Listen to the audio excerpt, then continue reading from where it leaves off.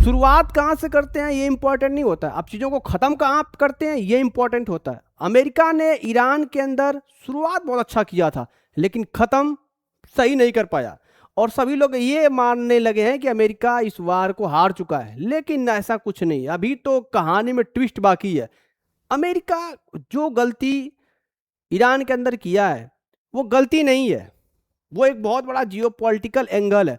क्योंकि देखिए, इससे पहले भी अमेरिका ने अफगानिस्तान के अंदर, इराक के अंदर आसानी के साथ चढ़ाई किया था और आसानी के साथ वहाँ पे रिजीम को चेंज किया, और जो मन में आया वो उसने वहाँ पे किया। हम इसी चीज़ को आज अफगानिस्तान, इराक और ईरान को लेकर के हम कंपेयर करके समझेंगे कि आखिर अमेरिका ने कहाँ पे चूक हुई और आगे आने वाले टाइम में अमेरिका को क्या करना चाहिए। ये चीज़ हम लोग इस वीडियो के अंदर बात करने वाले हैं। देखिए, एक्चुअल में क्या है कि यूनाइटेड स्टेट ने ईरान के जो सुप्रीम लीडर थे अयतुल्ला अली खुमैनी को मारा। स्टार्टिंग बहुत सही थी, लेकिन फिलहाल जो वार है वो सीज फायर के तरफ बढ़ चुका है लगभग। अभी कोई ऐसा ऑफिशियल चीज़ें नहीं है, बट अभी होल्ड है वार। आगे क्या होगा इस चीज़ को भी हम लोग समझेंगे।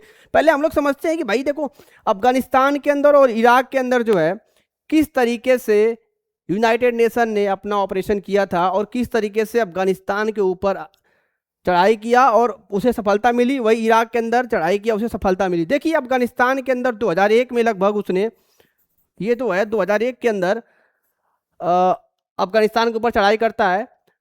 इसके पीछे का एक गोल था। जब अमेरिका अफगानिस्तान के अंदर चढ़ाई किया था, वहाँ पे अलकायदा को मारना था, वहाँ तालिबान को मारना था। मतलब कहने का सेंस ये था कि क्योंकि अलकायदा ओसामा बिन लादेन का सुप्रीम लीडर था, रिजिम तालिबान को बदलना था, क्योंकि अमेरिका बोल रहा था तालिबान को कि ओसामा बिन लादेन को दे दो। क्योंकि आपको पता होगा कि 9/11 का जो हमला हुआ था world trade centre, Washington DC और पेंटागन अमेरिका के अंदर, वो ओसामा बिन लादेन ने प्लेन हाईजैक करके करवाया था। अमेरिका बोल रहा था भाई अब तालिबानियों से कि भाई दे दो, ये नहीं मान रहे थे। इसलिए अफगानिस्तान वार हुआ था और वहाँ पे तालिबान और अलकायदा एक तरफ थे। तालिबान का जो अपोजिशन ग्रुप था नॉर्थर्न अलायंस, अमेरिका और नाटो कंट्री एक तरफ थे। और ये आसानी से लगभग 50 से 56 दिन का वार चला था और अमेरिका आसानी के से जो है काबुल और कंधार पे कब्जा कर लिया और वहाँ की रिजीम पूरी तरीके से बदल गई। ये अलग का मुद्दा है कि ओसामा बिन लादेन पाकिस्तान के अंदर पकड़ा गया, 2011 के अंदर उसे मारा गया। लेकिन जो उसे अगर देखा जाए तो कहीं ना कहीं अमेरिका की पूरी तरीके से जीत थी। वही काम इराक के अंदर हुआ। सद्दाम हुसैन आप जानते होंगे 2003 में जब जॉर्ज बुश की सरकार थी, 2001 में भी जॉर्ज बुश की सरकार थी, 2001 से लेकर के 2009 तक जॉर्ज बुश की सरकार ने सद्दाम हुसैन को किस तरीके से मारा था ये आपको ही पता है। इराक के अंदर जब जॉर्ज बुश वहाँ पे ऑपरेशन लॉन्च करते हैं, वहाँ भी बहुत सारी प्रॉब्लम था, लेकिन क्योंकि अमेरिका जो था वो इतना टैक्टिकल स्ट्रांग है कि वहाँ भी गया और लगभग 21 दिन के अंदर वही वार जीत जाता है। फिर ईरान में क्यों प्रॉब्लम होता है? सद्दाम हुसैन और इधर ओसामा बिन लादेन, उधर तालिबान, ये सब कुछ आसानी से अमेरिका ने कवर कर लिया था। तो फिर अभी तो बहुत ज़्यादा आधुनिक हो गया है, ईरान के अंदर फंसने का कोई चांस नहीं है। 2001 में जब अफगानिस्तान से प्रॉब्लम हुआ तो सद्दाम हुसैन को लेकर के ईरान कुछ छोड़ना नहीं चाहता था। इसके वजह से वहाँ पे आसानी से अमेरिका ने कहा भाई चलो लगे हाथ इसको भी निपटा लेते हैं। लेकिन ईरान का जो कुछ पंगा है ना वो कुछ अलग है, मैं बताता हूँ कैसे। देखिए, ईरान चूंकि क्या है कि जियोग्राफिकल एरिया में लगभग 16,48,000 किलोमीटर स्क्वायर का है, और वही अगर इराक की बात करेंगे तो ये जो है 4,33,400 किलोमीटर स्क्वायर का है, लगभग इससे 3 गुना बड़ा है। ये जो है ना मतलब 3.5 गुना बड़ा है। तो इसके वजह से वहाँ पे सैनिक ज़्यादा चाहिए। सैनिक का सेंस ये था कि इराक के अंदर हमारे जो मतलब अमेरिका के जो सैनिक थे वो 1,60,000 के करीब थे। अफगानिस्तान के अंदर जो ज़रूरत पड़ी थी वो लगभग 1 से लेकर के 1.1 लाख के बीच में था, 1 से लेकर के 1.1 लाख के बीच में था। तो अब आप समझ रहे होंगे कि देखो पूरा खेल जो है वो सेना का है। वो कैसे? अब कुछ लोगों का मानना है यार कि ईरान के अंदर बहुत ज़्यादा जो है माउंटेन्स है, ये सारी चीज़ें। अफगानिस्तान के अंदर बहुत सारा माउंटेन्स था, तब भी वहाँ पे गई आराम से कर लिया। यहाँ पे रीज़न ये है कि भाई देखो ईरान का जियोग्राफिकल एरिया है बड़ा है तो सैनिक ज्यादा चाहिए। सैनिक का सेंस ये है कि यहां से 5 से 10 लाख के बीच में सैनिकों की जरूरत पड़ेगी। तो अमेरिका और इजराइल मिलकर के इतना बड़ा सैन्य टुकड़ी भेज दें, ये संभव नहीं है। उसके पीछे का जो सबसे बड़ा रीजन है कि अभी अमेरिका ईरान पे चढ़ाई क्यों नहीं किया, उसका अब असली जो मुद्दा है वो मैं बताने वाला हूं। देखिए, यहां पे इराक के अंदर जब अमेरिका ने चढ़ाई किया था तो उसके साथ यूनाइटेड किंगडम, पोलैंड और ऑस्ट्रेलिया की सैनिक साथ में थी। लगभग यूनाइटेड किंगडम से 45,000 सैनिक यहां पे आए थे। पोलैंड से 2 से 3,000, लगभग ऑस्ट्रेलिया से भी इसी के करीब आए थे। तो पूरी तरीके से ये जो कहानी का ट्विस्ट है ये है कि अभी यूनाइटेड किंगडम मानने को तैयार नहीं है। अफगानिस्तान का भी बिल्कुल सीन वही है। अफगानिस्तान के अंदर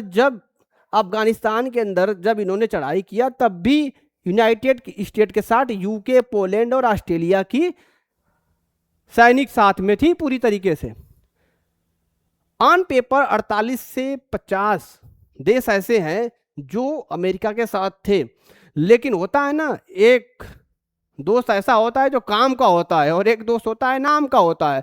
तो ये जो तीनों देश थे ये नाम वाले देश थे। ये जो तीनों देश हैं वो काम वाले थे, बाकी जो थे वो नाम वाले थे। तो अभी का स्थिति ये है कि देखिए, जब अब ये कोशिश कर रहा है ईरान के ऊपर अब चढ़ाई करने के लिए, तो यूनाइटेड किंगडम जो है ना ये कह रहा भाई देखो हम तुम्हारे साथ अभी तो नहीं है फिलहाल। यही सबसे बड़ा रीजन है। आज क्या, आज अगर यूनाइटेड किंगडम तैयार हो जाए, यूनाइटेड स्टेट चढ़ाई कर देगा। क्योंकि जैसे ही यूनाइटेड किंगडम आता है, जैसे यूनाइटेड किंगडम यूनाइटेड स्टेट के साथ आता है, वैसे ईरान पे चढ़ाई करना आसान हो जाएगा। पोलैंड और ऑस्ट्रेलिया इसके साथ आ जाएंगे, कोई प्रॉब्लम है नहीं। बट अभी देखिए, जर्मनी और फ्रांस भी इराक के युद्ध में नहीं आए थे, यूनाइटेड किंगडम था। तो जर्मनी फ्रांस अभी भी नहीं है, उस टाइम भी नहीं था। अफगानिस्तान वाले वार में ये दोनों थे। क्योंकि देखिए, इराक वाले वार में नहीं आने का रीजन एक और भी था। उसने जो है ना, सद्दाम हुसैन ने गेम खेल दिया था। वो कहा कि हम जो ऑयल का व्यापार है वो यूरो में करना चाहते हैं। अब आप समझ सकते हो कि यूरो में करेगा तो उनको फायदा होगा। तो इसके वजह से जो है वो लोग आना चाहते नहीं थे। और अभी जो स्थिति है वो ये है कि अगर यूनाइटेड स्टेट के साथ अगर यूनाइटेड किंगडम आ जाए तो आसानी के साथ उस पर कब्जा कर ले। कब्जा का सेंस ये नहीं होता है, जब यूनाइटेड किंगडम आएगा तो नाटो के और जो देश है ना उनको थोड़ा हौसला मिलेगा, वो आएगा। अभी फिलहाल में ये चीजें बनती नजर नहीं आ रही है। आगे जो होने वाला है मैं बताता हूं कि अब डोनाल्ड ट्रंप जो है, डोनाल्ड ट्रंप पूरी कोशिश करेंगे कि भाई साहब अब मैं ब्लैकमेल करूंगा। वो कैसे करेंगे? डोनाल्ड ट्रंप कहेंगे कि हम यूक्रेन को कोई सपोर्ट नहीं देने वाले हैं। जब यूक्रेन को सपोर्ट देना बंद कर देंगे तो यूरोप बैकफुट पे आ जाएगा, क्योंकि उधर रसिया उनसे निपटना चालू कर देगा अच्छे से। तो अब प्रॉब्लम यूरोप के साथ खड़ा हो जाएगा। वो कहेगा भाई देखो, तो तुम्हारे यूरोपियन देश हैं, तुम तो चलो ठीक है युद्ध में हो, ये लोग हमारे साथ आ नहीं रहे हैं। तब वहां पे ये खेला चालू होगा कि नाटो को फंडिंग भी रोकी जा सकती है। क्योंकि देखिए, नाटो का मेन मकसद ये यूरोप को बचाना, रसिया को दबाना, यूरोप को बचाना, यही मेन काम है नाटो का। वो अलग का मुद्दा है कि यूनाइटेड स्टेट अपना गेम खेलता रहता है। तो अब जो आने वाले टाइम में आप देखेंगे कि अब यूनाइटेड किंगडम पे ये अमेरिका दबाव बनाएगा। जब ये इसके ऊपर दबाव बनाएगा तब आपको पता चलेगा कि भाई देखो ये गेम होने वाला है। अब 30 जून से पहले आपको मैं बता रहा हूं कि गेम पूरा सिनेरियो चेंज होता नजर आएगा। पहली चीज। दूसरी चीज तो मैं ये बता दूं कि अमेरिका कभी भी किसी को अगर एक बार सोच लेता है तो उसे छोड़ता नहीं है। सद्दाम हुसैन को टारगेट पे लिया, कहानी खत्म कर दिया। उसामा बिन लादेन को लिया, टारगेट खत्म कर दिया। जितने भी इनके पास जो इनके दुश्मन हैं उनको छोड़ते नहीं है वो। तो ईरान को छोड़ेंगे तो नहीं। अगर ईरान अगर ये सोच रहा है कि छोड़ देंगे तो नहीं छोड़ेंगे। हो सकता है थोड़ा सा 2-4 साल 5 साल, बट मैं बता रहा हूं 30 जून से पहले कुछ बड़ा होने वाला है। बहुत बड़ा होगा 30 जून से पहले, बहुत बड़ा होने वाला है।